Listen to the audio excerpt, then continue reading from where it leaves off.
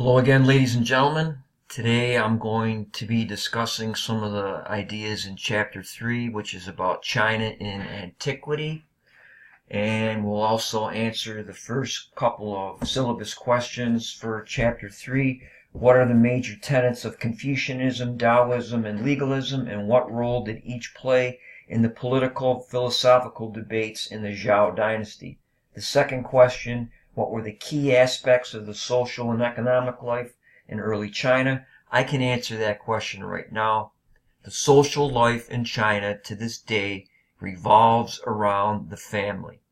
The family is all important. Economically, in ancient times, in antiquity, it was all about rice production or some kind of agricultural production. The major questions about the philosophies, what role did they play in the Zhao, can be summarized in this area.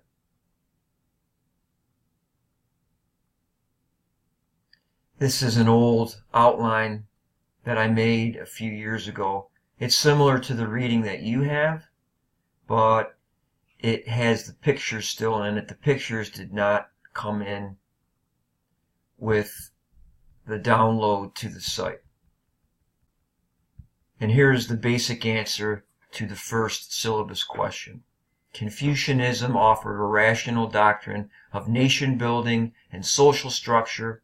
The legalists offered an impersonal school of laws, not, quote, superior men, unquote. And the Taoists offered a more sensitive approach to fate and a framework for animistic beliefs at the popular level. So that answers those two questions, basically. Now for a little more detail on this particular chapter.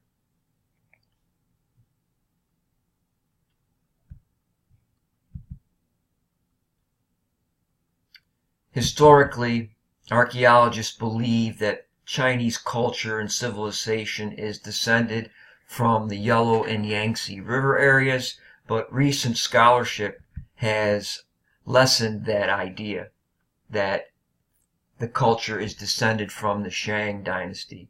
They have found in other regions of China evidence that there were other civilizations and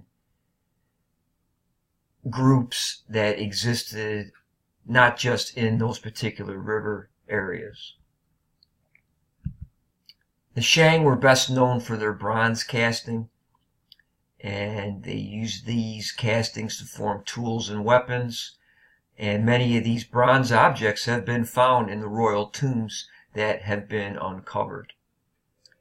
The Jia were the first dynasty, and they were followed by the Shang, which lasted 500 something years. This is an ancient culture. It's been around there's evidence of it being around for over 4,000 years. The Zhao dynasty is considered to be a golden age in Chinese history.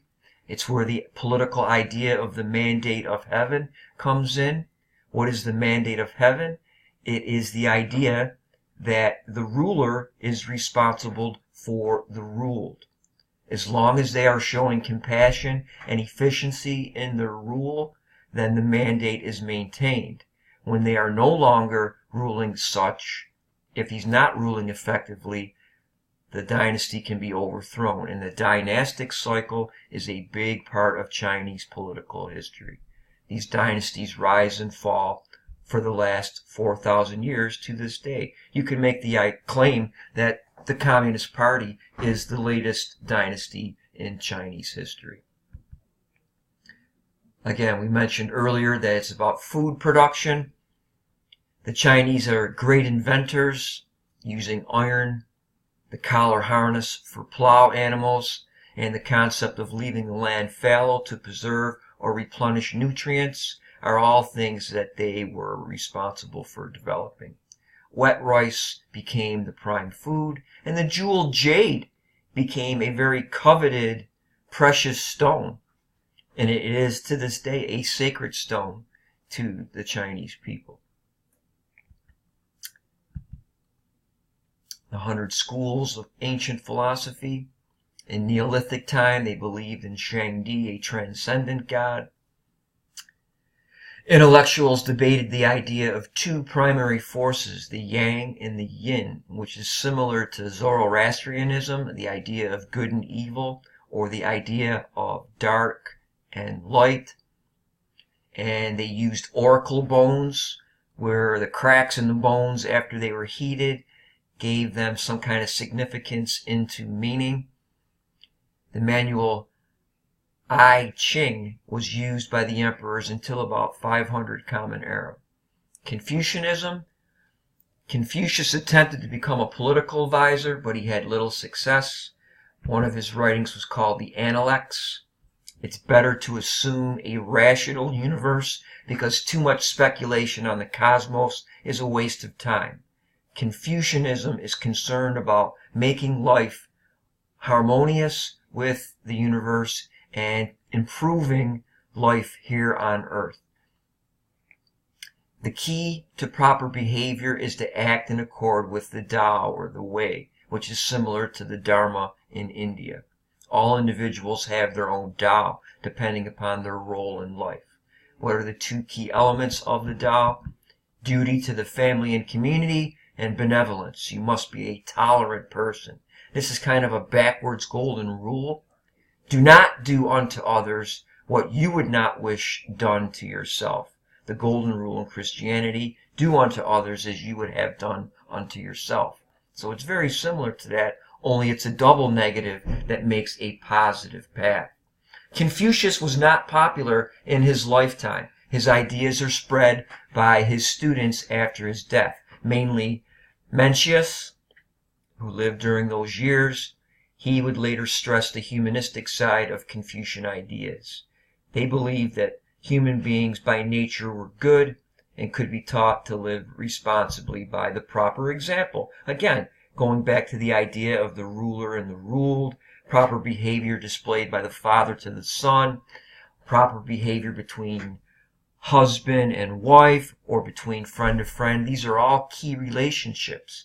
And acting properly in the relationships means that you're following the Tao, and there's really no other need for any other rules. It's really a pretty nice philosophy.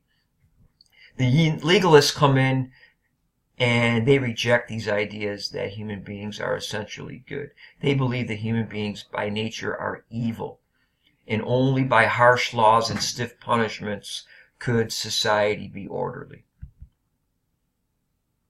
The Taoists, founded by Lao Tzu, who was a contemporary of Confucius. The treatise Tao Te Ching is the basis of Taoist concepts. It's very difficult to interpret, and many scholars question whether this person ever really existed. The Taoists contend that inaction is the best way to act in harmony with the universal order. Spontaneity and individualism are harmonious acts. You've all seen that symbol before, I'm sure.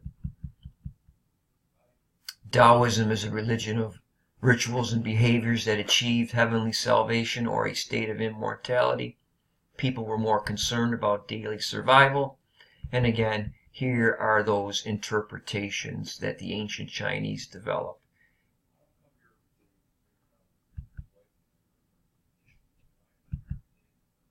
Picture of Confucius. The Qin dynasty was the first empire. There's Xing Huangdi. He is considered to be the first emperor.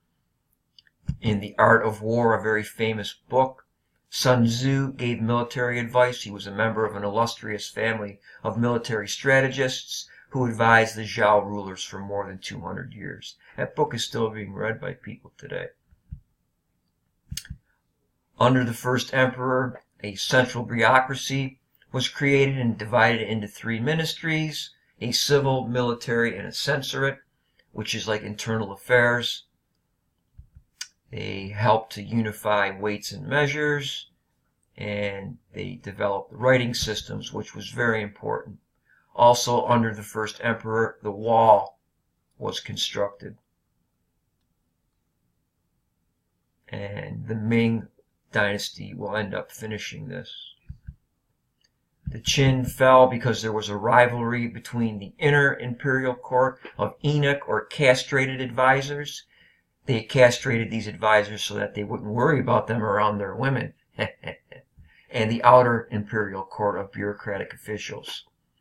This system of an imperial court will last until the end of the dynastic system in the early 20th century. The Terracotta Army was uncovered in the 1970s. Amazing. We've talked about the importance of the family. It's important because of rice cultivation and agricultural needs. It's the basic economic unit. The idea of filial piety, where people are respectful and worship those above them, the head or the patriarchal head of the family, comes to dominate society. And again, here are the 5 main relationships that exist in Chinese society, dating back to ancient times. More is known about elite lifestyle than common lifestyles. Most people lived in the countryside. We talked about the bronze casting.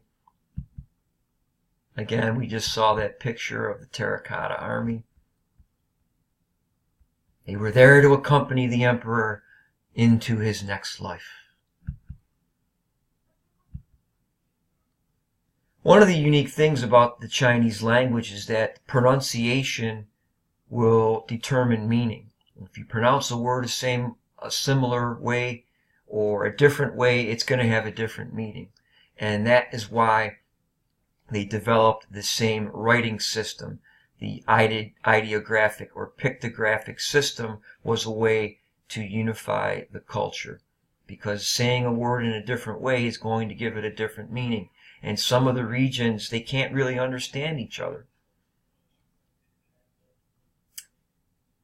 And those are some other famous books. And that is it for chapter 3.